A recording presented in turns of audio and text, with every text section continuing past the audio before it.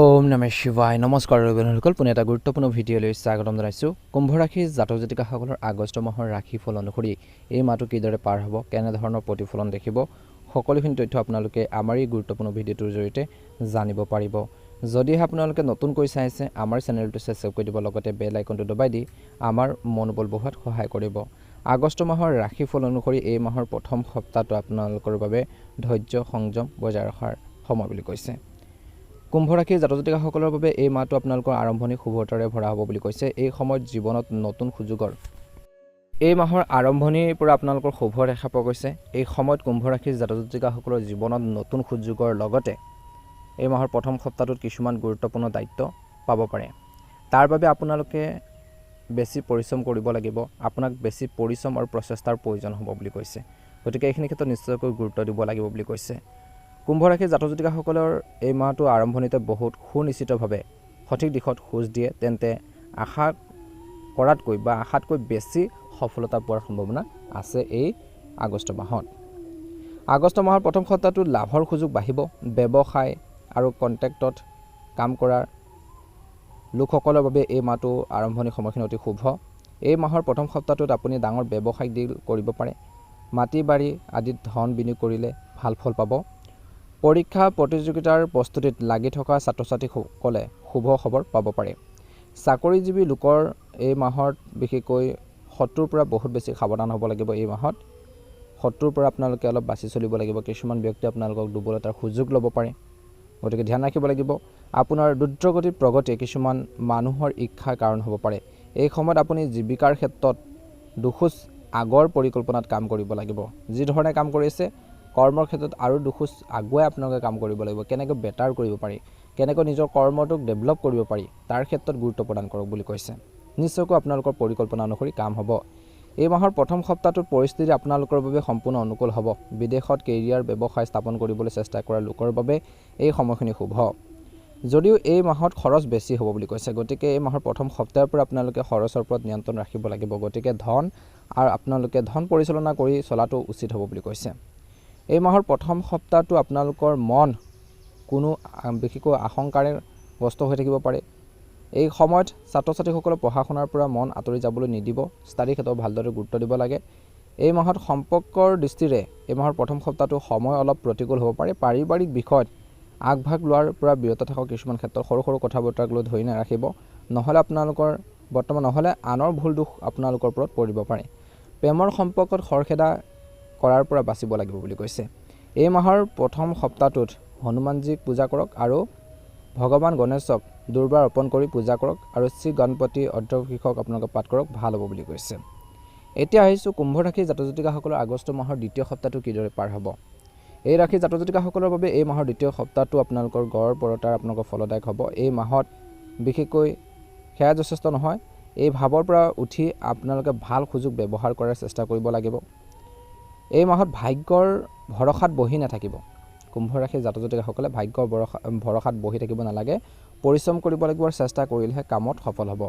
যদি আপুনি দীৰ্ঘদিন ধৰি কেৰিয়াৰ ব্যৱসায়ত ডাঙৰ পৰিৱৰ্তন কৰিব বিচাৰিছে, তেন্তে এই মাহৰ প্ৰথম আৰু দ্বিতীয় সপ্তাহটোত সৌভাগ্য আপোনালোকৰ বাবে বহুত বেছি শুভ হ'বলৈ গৈ আছে।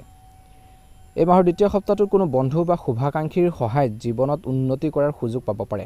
এই সময়ত আপুনি পুৰণা ধাৰ বিশেষকৈ শোধ কৰাত সফল হ'ব। পুৰণা ধাৰ মাৰিব পাৰিব। আদালতত চলি থকা বিবাদ বা আইনী কিছুমান বিবাদ আলোচনাৰ জৰিয়তে মীমাংসা হ'ব পাৰে। গুৰুত্বপূৰ্ণ সিদ্ধান্তবোৰ আপোনালোকে কৰিব পাৰিব। যদি কাৰোবাৰ লগত অংশীদাৰিত্ব সম্পৰ্কৰ ব্যৱসায় কৰাৰ কথা ভাবিছে, যদি পাৰ্টনাৰশ্বিপত কিবা এটা ব্যৱসায় কৰাৰ কথা ভাবিছে, তেন্তে কথাবোৰ স্পষ্ট কৰি আগবঢ়াই যোৱাটো উচিত বুলি কৈছে। গতিকে যিখিনি আপোনালোকে ডিল কৰিব সেইখিনি প্ৰথমতে কৰি ল'ব। টকা পইচাৰ ক্ষেত্ৰতে হওক, কাম কাজৰ ক্ষেত্ৰতে হওক, সকলোখিনি ঠিক কৰি ল'ব। এই মাহৰ দ্বিতীয় সপ্তাহটো আপোনালোকৰ মন ধৰ্মৰ আধ্যাত্মিকতাত বহুত আপোনালোকৰ পৰিব আৰু প্ৰয়োজন আছে। মানসিক শান্তি পাব। কোনো তীৰ্থযাত্ৰালৈ যাত্ৰা কৰাৰ সৌভাগ্য পাব পাৰে বুলি কৈছে। এই মাহত দ্বিতীয় সপ্তাহটোত ধৰ্মীয় মাংগলিক কামত অংশগ্ৰহণ কৰাৰ সুযোগ পাব পাৰে। কেৰিয়াৰ ব্যৱসায়ৰ বাবে একে ধাৰণাৰ মানুহৰ লগত সাক্ষাৎ হ'ব বুলি কৈছে। এই সম্পৰ্কৰ পৰা প্ৰগতি আৰু লাভৰ সম্ভাৱনা দেখা পোৱা গৈছে।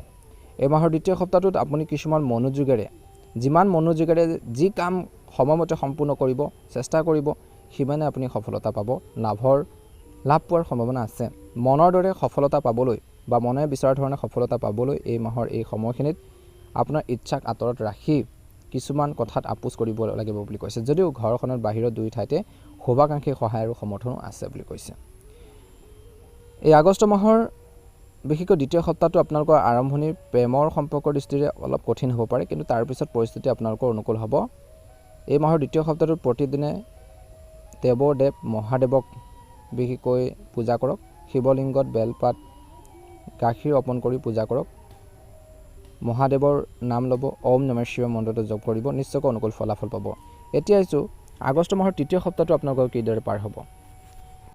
আগষ্ট মাহৰ ৰাশিফল অনুসৰি এই মাহৰ তৃতীয় সপ্তাহটো কুম্ভ ৰাশিৰ লোকসকলৰ বাবে গড় ফলপ্ৰসূ হ'ব। এই সময়খিনিত বা এই সময়ছোৱাত গুৰুত্বপূৰ্ণ কামবোৰ পিছুৱাই দিয়া বা সুযোগ হেৰুৱাবলগীয়া হোৱাটো এৰাই চলিব লাগে। ভাল সুযোগ আহিলে ল'ব লাগে বুলি কৈছে, কিয়নো পিছত আপুনি অনুশোচনা কৰিব পাৰে বুলি কৈছে। যদিও আপোনালোকৰ কেৰিয়াৰত কোনো বিশেষ পৰিৱৰ্তন নহ'ব, তথাপি আপুনি কিছুমান ইতিবাচক সুযোগৰ সন্মুখীন হ'ব পাৰে বুলি কৈছে এই আগষ্ট মাহৰ তৃতীয় সপ্তাহটোত। মাহৰ এই তৃতীয় সপ্তাহটোত আপুনি কামৰ লগত জড়িত কিছুমান অসুবিধাৰ সন্মুখীন হ'বলগীয়া হ'ব পাৰে, গতিকে ধৈৰ্য বজাই ৰাখিব লাগিব। কিন্তু আপোনালোকৰ কঠোৰ পৰিশ্ৰম, কষ্ট আৰু বুদ্ধিৰ দ্বাৰা অৱশেষত সেইবোৰ অতিক্ৰম কৰিবলৈ সক্ষম হ'ব। কঠিন সময়ত আপোনাৰ বাবে শুভাকাংক্ষীসকল সদায় থাকিব।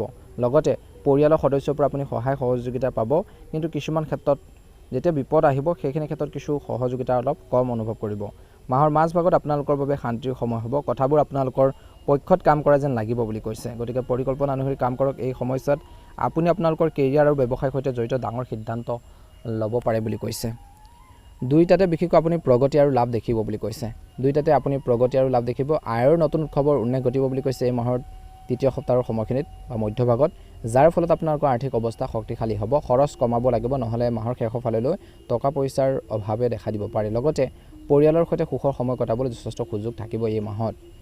বিশেষকৈ আগষ্ট মাহৰ শেষৰ ফালে বা আপোনালোকৰ মধ্যভাগৰ এই সময়খিনিত আপোনালোকৰ ধৈৰ্য বজাই ৰাখিবলৈ অলপ প্ৰত্যাহ্বান হ'ব পাৰে এই মাহৰ মধ্যভাগৰ আৰু শেষৰ ফাললৈ, গতিকে ধ্যান ৰাখিব। এই সময়ছোৱাত এই মাহৰ মধ্যভাগৰ সময়খিনিত ব্যৱসায়ীসকলে কঠোৰ প্ৰতিযোগিতাৰ সন্মুখীন হ'ব লাগিব পাৰে। আৰ্থিক অসুবিধা আপোনালোকৰ পাৰিবাৰিক জীৱনতো বিশেষকৈ প্ৰভাৱ পেলাব পাৰে। ভাল সম্পৰ্ক বজাই ৰাখিবলৈ এই সময়ছোৱাত কিছুমান কথাত আপোচ কৰিবলগীয়া হ'ব পাৰে। ৰোমান্টিক দৃষ্টিকোণৰ পৰা বা প্ৰেমৰ দৃষ্টিকোণৰ পৰা এই সময়ছোৱাত সাৱধানে আগবাঢ়িব লাগিব। স্বাস্থ্যৰ দৃষ্টিকোণৰ পৰা বিশেষকৈ আগষ্ট মাহৰ মধ্যভাগৰ সময়খিনি আপোনাৰ বাবে কিছু প্ৰতিকূল হ'ব পাৰে। এই সময়খিনিত মানসিক আৰু শাৰীৰিক অশান্তিৰ আশংকা আছে, গতিকে প্ৰতিকাৰ স্বৰূপে এই মাহৰ মধ্যভাগৰ সময়খিনিত হনুমান ভগৱানৰ প্ৰাৰ্থনাৰ সময়ত প্ৰতিদিনে বজৰং বাণ পাঠ কৰক বুলি কৈছে, ভাল প্ৰতিফলন দেখিব বুলি কৈছে। কুম্ভ ৰাশিৰ জাতক জাতিকাসকলৰ আগষ্ট মাহৰ শেষৰ যি সপ্তাহটো বা শেষৰ ফাললৈ কেনেধৰণৰ প্ৰতিফলন দেখিব বা কেনেধৰণৰ ইংগিত আপোনালোকে লাভ কৰিব। মিশ্ৰিত মেঘ হ'ব বুলি কৈছে। এই মাহটোৰ শেষৰ ফালেও আপোনালোকৰ ভিতৰত আপুনি আপোনালোকৰ সময় আৰু ধন পৰিচালনা কৰিব লাগিব। আপোনালোকৰ শক্তিক ইতিবাচক দিশত লগাব লাগিব। বিশেষকৈ কুম্ভ ৰাশিৰ লোকসকলে সমালোচনাক আওকাণ কৰি নিজৰ লক্ষ্যত উপনীত হোৱাৰ ক্ষেত্ৰত বা হোৱাৰ ওপৰত নিজৰ প্ৰচেষ্টা কেন্দ্ৰীভূত কৰিব লাগে বুলি কৈছে। এই মাহৰ শেষৰ ফাললৈ বিশেষকৈ আপোনালোকৰ ব্যৱসায়ত তাৎক্ষণিক বা লাভ দেখা পাব, কিন্তু ধৈৰ্য বজাই ৰাখিব। কিছু ক্ষেত্ৰত নাপাব পাৰে, কিছু ক্ষেত্ৰত পাব পাৰে, গতিকে শংকাৰ মনত ভয় নানিব, যদি ভৱিষ্যতে ইয়াৰ সুফল পাবলৈ সক্ষম হ'ব। এই মাহৰ শেষৰ ফাললৈ আপোনালোকৰ কৈছে যে এই সময়ছোৱাত আপুনি সময়মতে কাগজ পত্ৰ সম্পূৰ্ণ কৰিব লাগে, নহ'লে অপ্ৰয়োজনীয় অসুবিধাৰ সন্মুখীন হ'ব পাৰে। আগষ্ট মাহৰ শেষৰ ফাললৈ শিশুৰ সম্পৰ্কীয় বা ল'ৰা ছোৱালীৰ সম্পৰ্কীয় কোনো সমস্যা আপোনালোকক চিন্তিত কৰাব পাৰে। বিশেষকৈ কিছু সকাহ আনিব। এই মাহৰ শেষৰ ফাললৈ নিজৰ পৰিকল্পনা অনুসৰি কাম কৰক। এই মাহৰ শেষৰ ফাললৈ আপোনালোকৰ কেৰিয়াৰ আৰু ব্যৱসায়িক সম্ভাৱনাৰ অনুকূল হ'ব, কিন্তু আপোনালোকৰ স্বাস্থ্য আপোনালোকৰ চিন্তাৰ কাৰণ হ'ব পাৰে। এই সময়ছোৱাত পুনৰ উত্থাপিত হোৱাৰ যিকোনো ঋতুভিত্তিক বা দীৰ্ঘদিনীয়া ৰোগৰ সময়মতে চিকিৎসা লওক বুলি কৈছে এই মাহৰ শেষৰ ফাললৈ, কিয়নো ইয়াৰ ফলত শাৰীৰিক আৰু মানসিক অশান্তিৰ সৃষ্টি হ'ব পাৰে। এই মাহৰ শেষৰ ফালে কামৰ বোজা বেছি থাকিব, ব্যস্ত অলপ থাকিব, যদিও সময় অনুকূল হৈ থাকিব। এই সময়ছোৱাত মাটি সম্পত্তি বা হেৰুৱা ধন অধিগ্ৰহণ কৰাৰ সম্ভৱ। সম্পৰ্কৰ দৃষ্টিকোণৰ পৰা আগষ্ট মাহৰ শেষৰ ফাললৈ কুম্ভ ৰাশিৰ লোকসকলৰ বাবে মিশ্ৰিত বেগ হ'ব।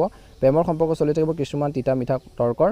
আপোনালোকৰ জীৱনসংগীৰ সৈতে সম্পৰ্ক স্বাভাৱিক হৈ থাকিব। মাহৰ শেষৰ ফালে কুম্ভ ৰাশিৰ লোকসকলক বিশেষকৈ কোনো বিশেষ কামৰ বাবে সন্মান জনোৱা হ'ব পাৰে। প্ৰতিকাৰ স্বৰূপে বিশেষকৈ সঠিক শ্ৰীযন্ত্ৰক পূজা কৰি নিতৌ শ্ৰীসূত্ৰ পাঠ কৰক বুলি কৈছে, অনুকূল ফলাফল দেখিব। আগষ্ট মাহৰ ৰাশিফল অনুসৰি বিশেষকৈ আপোনালোকৰ ৰক্ষাবন্ধনৰ পবিত্ৰ মাহ, বিশেষকৈ পৰিয়াল আৰু বন্ধুৰ লগত সম্পৰ্ক আৰু মজবুত হ'ব বুলি কৈছে। শুভ দিন হৈছে আপোনালোকৰ সোমবাৰ, শনিবাৰ। শুভ ৰং হ'ব নীলা, শুভ সংখ্যা হ'ব 8। বিশেষকৈ ৰাহুৰ লগ্ন থকাৰ বাবে আপোনালোকৰ প্ৰভাৱ আৰু ব্যক্তিত্ব শক্তিশালী হ'ব। সূৰ্য সপ্তম ভাৱত, অংশীদাৰ আৰু গ্ৰাহকৰ লগত সম্পৰ্ক ভাল হ'ব।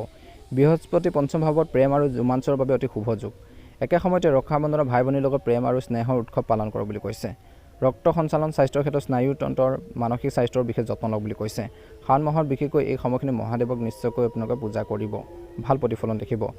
বিশেষকৈ এই মাহটোত আপোনালোকে ধৈৰ্য সংযম বজাই ৰাখি কাম কৰক বুলি কৈছে, ভাল প্ৰতিফলন দেখিব। একে সময়তে চৰকাৰী কাম প্ৰমোচনৰ বাবে ভাল সময়, জ্যেষ্ঠ লোকৰ পৰা সহায় পাব বুলি কৈছে। স্বাস্থ্যৰ কৈছে প্ৰথমতে ধ্যান ৰাখিব লাগিব, সাত্বিক আহাৰ খাওক, মাছ মাংস কিছু পৰিত্যাগ কৰিলে ভাল হ'ব বুলি কৈছে। এই মাহত শনি দ্বিতীয় ভাৱত পৰিয়াল, সম্পত্তি আৰু ঘৰখনৰ কামত খৰচ হ'ব পাৰে বুলি কৈছে। পুৰণা ঋণ শোধ কৰাৰ বাবে ভাল সময়। আগষ্ট মাহত ডাঙৰ আৰু ৰিস্কি বিনিয়োগ, শ্বেয়াৰ ট্ৰেডিং আপোনালোকে এৰাই চলক। বিশেষ হৈছে সোমবাৰে শিৱৰ জলাভিষেক কৰক শিৱলিংগত আৰু ব্ৰত পালন কৰক বুলি কৈছে। শনিদেৱ আৰু বিশেষকৈ আপোনালোকে বিষ্ণু ভগৱানক পূজা কৰক বুলি কৈছে। গ্ৰহৰ অৱস্থান সূৰ্য সিংহ ৰাশি, শাওণ মাহ ৰক্ষাবন্ধন। বিশেষকৈ নীলা ৰং বেছি ব্যৱহাৰ কৰিব পাৰে, ই শনিৰ শক্তিক বলৱান কৰে আৰু জীৱনত ইতিবাচকতা আনে। শনিবাৰে পাৰিলে নতুন কাম আৰম্ভ কৰা বা শুভ সংকল্প লোৱাৰ বাবে ফলদায়ক হ'ব। আগষ্ট মাহটো আপোনালোকৰ শক্তি হ'ল নতুন চিন্তা, নেটৱৰ্ক আৰু সেৱাৰ। খৰখেদা নকৰি পৰিকল্পনা অনুসৰি কাম কৰক, পৰিয়ালক সময় দিয়ক আৰু আধ্যাত্মিকতাৰ লগত জড়িত হওক বুলি কৈছে, ভাল হ'ব। ভাল লাগিলে লাইক এটা কৰি দিব, চেনেলটো ছাবস্ক্ৰাইব কৰি দিব। আপোনালোকৰ সকলোৰে আগষ্ট মাহটো ভালদৰে পাৰ হওক। ওম নমঃ শিৱায়।